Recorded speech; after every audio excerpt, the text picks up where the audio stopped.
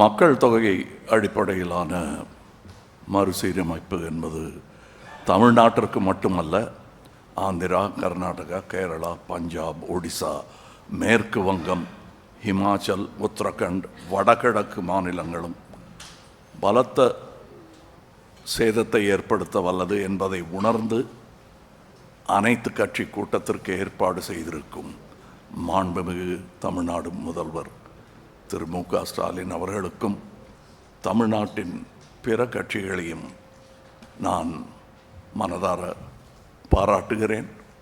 எந்த தேவையும் இன்றி பாராளுமன்ற தொகுதி மறுசீரமைப்பு எனும் பேச்சை யார் கிளப்புகிறார்கள், எந்த நேரத்தில் பேசுகிறார்கள், எதற்காக பேசுகிறார்கள் என்பதும் கவனத்திற்குரியது.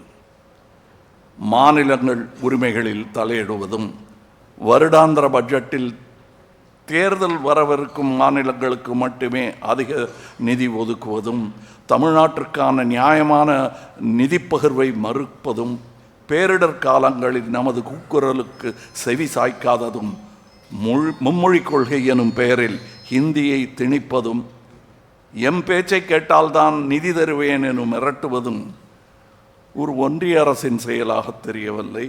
இன்றல்ல, நாளை அல்ல, எப்போதுமே பாராளுமன்ற உறுப்பினர்களின் எண்ணிக்கையில் எந்த மாற்றமும் கொண்டு வராமல் இருப்பதே ஜனநாயகத்தையும் கூட்டாட்சியையும் இந்தியாவின் பன்முகத்தன்மையும் காக்கும் என்பதே ஒரு இந்தியனாகவும் தமிழனாகவும் மக்கள் நீதி மையத்தின் சார்பாகவும் வலியுறுத்துகிறேன்.